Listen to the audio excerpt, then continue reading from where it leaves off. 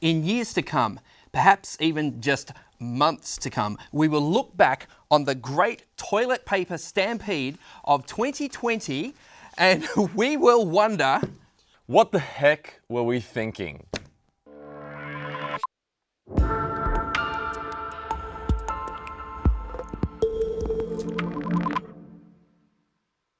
hey, welcome to Signs Trending. Click on that link under the video once you've watched it to read some more, get some more info, and maybe put your comments there too. My name's Kent Kingston. And I'm Daniel Kuberek, and today we're going to be talking about this precious commodity right here. Yes, the toilet paper futures are going nuts right now. Yeah, we went through some extreme things just to get this little boy here, but it seems like there's a lack of it at the moment, or so people seem to think, because supermarket shelves are all, like, I've been going to the supermarket the last week or so, and I've never been able to go at a time when there's any of this. That's right, no toilet paper, no tissues, no hand towel.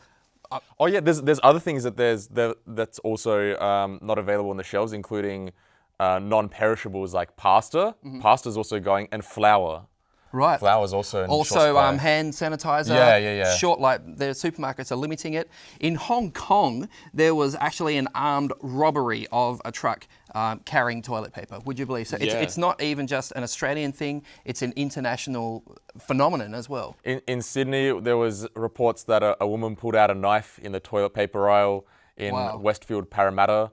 So there have been a few reports of a few, little bit of spats in the toilet paper. Altercation, that's right, where a few people have taken, the amount they're allowed to take, and then someone else has felt a bit, left out of that, and there's been verbal altercations. Yeah, I saw a pretty full-on one. I think there was 4 big packs in a shopping trolley, and this woman is there, going off her nut, but ends up begging, please, just give me one. And they go, nope, we're allowed 4 and you get none. Yeah, I actually saw a video this morning which was I think it must have been right after the store opened and their shelves were stocked, right? And it's almost like one of those CCTV time-lapse videos where all these people start running for the toilet paper aisle and just animalistically grabbing at them.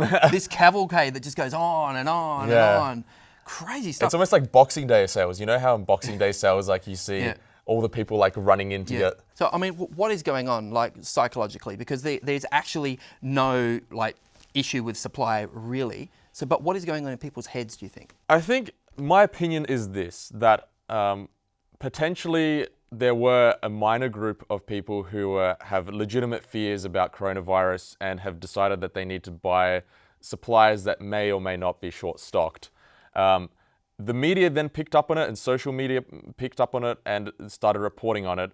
And that's when everyone was like, whoa, okay, if this stuff is going to be in short supply, maybe I need to buy it. And maybe, in my opinion, it's not a coronavirus related thing. It's more a thing that, okay, well, if this is really going to be in short supply for an extended period of time, then I need to stock up for the future. And that's when everything has followed on. And it's like a snowball effect, because it's mass hysteria, isn't it? I'm reminded of this whole sort of lemmings going over a cliff sort of mentality. If everyone else is panic buying toilet paper, then I need to too. This whole FOMO thing.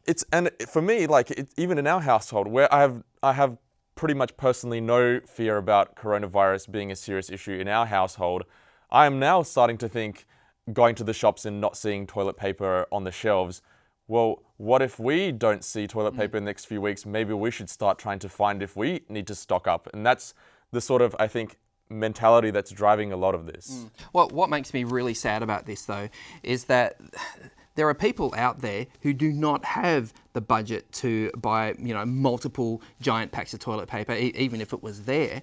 And these people are coming in for their, 1 or 2 rolls. That's, maybe an elderly person, maybe, someone who's living on a disability pension or something like that, and they are unable to get these basic essentials. And to me, I don't know, it just seems like basic selfishness, really, that people are not able to think of one another, particularly not able to think, of the more vulnerable people in our community. Yeah, it's like that hoarding mentality that you mentioned. There was a story recently that a man with cystic fibrosis in Sydney, he actually printed out a piece of paper and stuck it in the elevator of his apartment, asking that he can't buy himself tissues, which he needed as an essential item and was willing to actually trade toilet paper for tissues because he couldn't buy it, and he was a person who was actually in need of that item. Whereas most people who are buying these things, buying them in massive amounts of bulk, do they really need them? That's the question. Oh, of course not. Of course not. It's ridiculous.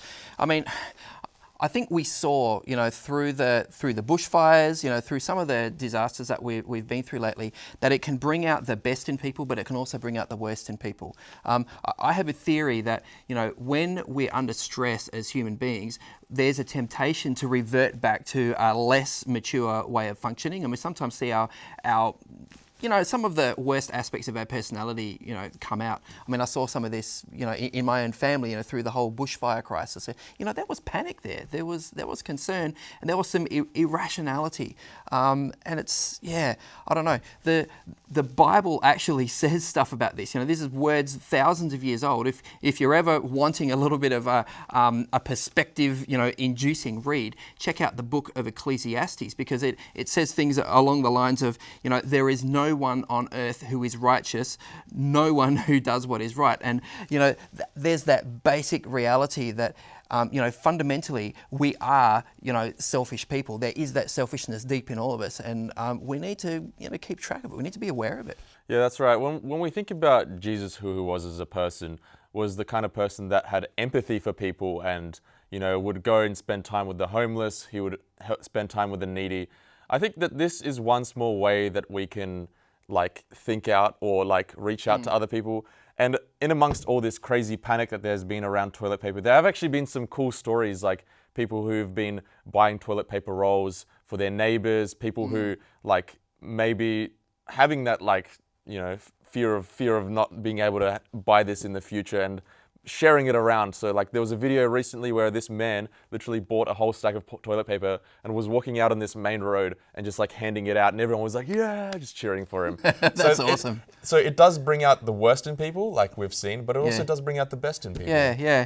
It's, interesting. The Christian message is over and over again in the New Testament, love one another. It's a message that goes through there again and again and again. And the funny thing is that psychology actually, supports this message. Psychology tells us that if you're focused on me, my happiness, paradoxically you end up miserable. But if you're able to actually focus on the needs and the happiness of others, and have your interest and your focus to others first, psychology actually demonstrates that you will actually be happier in the end. Yeah, so I guess the take home point is that think about who else can be affected by it, not being able to get access to toilet paper, because honestly, there might be someone who needs it more than you do at this point. And do you really need 50 toilet paper rolls? Well, it was great to hang out with you again, Kent. It's been real, Daniel, as always. Well, I hope you can enjoy this video while you've been sitting on the toilet today. Because we know you do it. We know you're watching on your phone on the loo. That's right, and that your shelves are more stocked next week when this is hopefully not as rare of a commodity. Yep. But in the meantime, there is a link that you can follow in the description of this video, which has more information and more discussion on the topic. Yep, we'd love to see your comments too. So we'll see you again next week, and here's one for free.